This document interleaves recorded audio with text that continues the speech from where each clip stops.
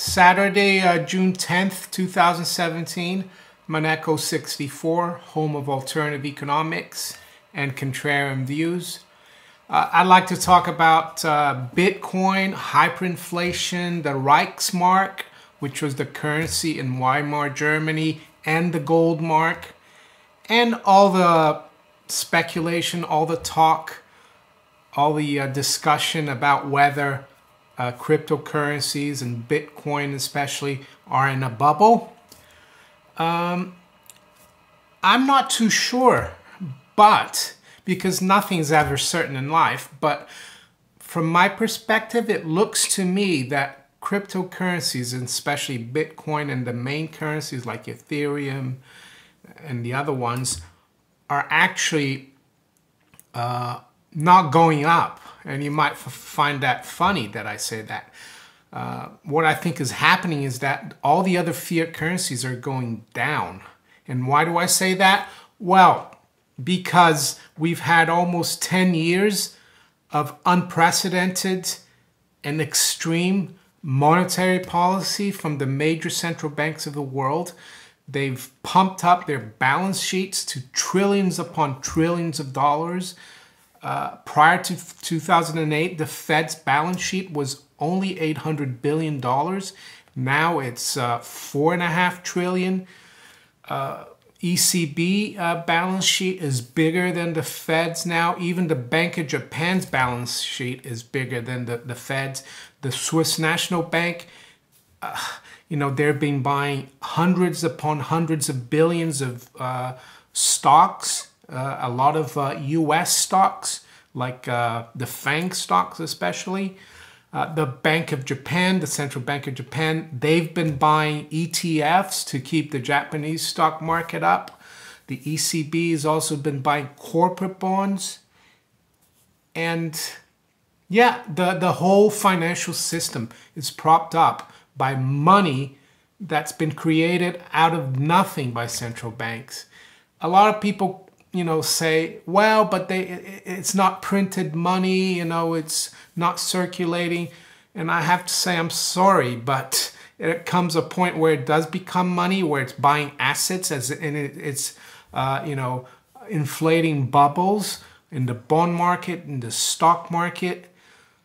And I don't think they have a way out. I know the Fed is talking about, they have raised rates a few times, but I don't think they can raise any more than about 1.5% on the Fed funds. They keep, forward guidance is kind of a new policy, just trying to keep the markets, where they want them to keep just by talking, and they can't, they can't, who would have thought that with the Dow at almost 22,000, that interest rates would be around 1%. Back in the 90s, when we had normal monetary policy, interest rates would be, if this was happening then, what's happening now was happening then. The 10-year yield would be 5.5% to 6%, maybe even 6.5%. Fed funds would be 5%. This is not normal, and they can't stop it. They can't stop, it's like back in 2008, there was two things to do. One was to take the road to, complete collapse of the system, default of all the banks, reorganization of the monetary system. It would have been really painful. And the other road was to throw the whole, kitchen sink at the problem, the whole thing, and print as much money as they needed to, change the rules, lie about, derivatives, how much they have. So they decided to take that road. And unfortunately, that road is a road to perdition for the currencies. And the only way they can keep the illusion of the financial system is through more and more printing, more and more QE, the forward guidance. And I think the cryptocurrency community, which is outside the system, they've twigged onto it. And that's why we're seeing, you know, cryptocurrency prices in terms of fiat money go up so much. It's going to be very volatile, in my opinion. You know, I've read quite a few books about the subject of the Weimar Republic and the hyperinflation. This is When Money Dies by Adam Ferguson. Recommend that. I've also read Lords of Finance. It's partly about the Weimar hyperinflation. It talks about, it says 1929, the Great Depression and the bankers who broke the world. So, you know, they have Norman Montague, who was the Bank of England governor. They've got the Fed guy, I think it was Benjamin Strong. They got Hjalmar Schacht, who was the Reichsbank, the head of the Reichsbank.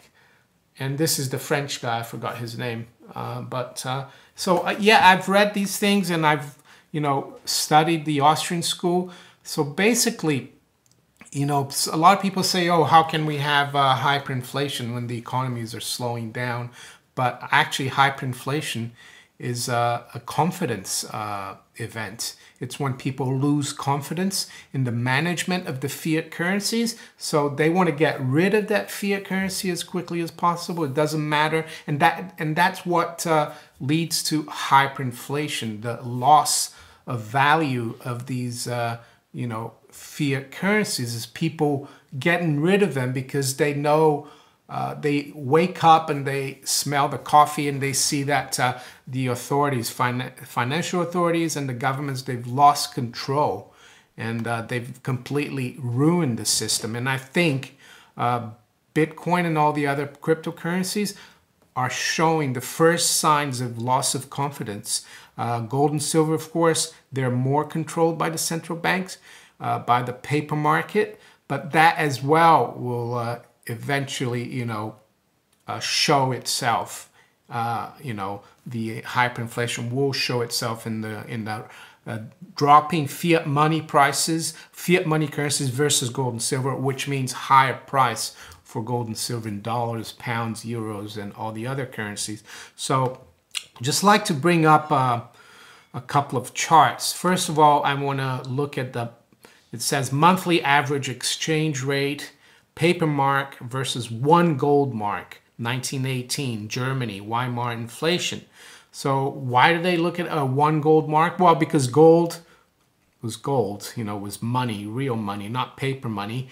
And also this is like, we'll show you what the dollar, you know, did against the Reichsmark as well, because the dollar was as good as gold back in 1923. 1 ounce of gold was $20.67, and you could take your $20 note plus 67 cents to the bank, and they'd give you an ounce of gold. So as you can see, after the war, 1918, World War I, where, you know, Germany, the Empire of Germany got into a lot of debt and borrowed a lot of money. You can see that, you know, the price of gold in Reichs paper marks starts going up. And then by the beginning of the 1920s, it's gone up above 10 to somewhere around 20. This is a logarithmic chart, by the way. So it does it in percentages. So it went from, I don't know, just above 1 to around 20, 25. And then we saw a correction. And, you know, from reading this book, it's interesting because while all this was happening, because the blow-off hyperinflation was in 1923, you know, end of 22, 23. While this was happening, though, from 1920 to 1922, 23, a lot of times there were corrections in the markets, and the paper mark or the Reichsmark would rally against the dollar, and people would think, oh, now it's fine, everything's fine. But then, you know, it just kept going up. I'm sure if we had a daily chart of this, there would be a lot of more ups and downs. This is almost a straight line.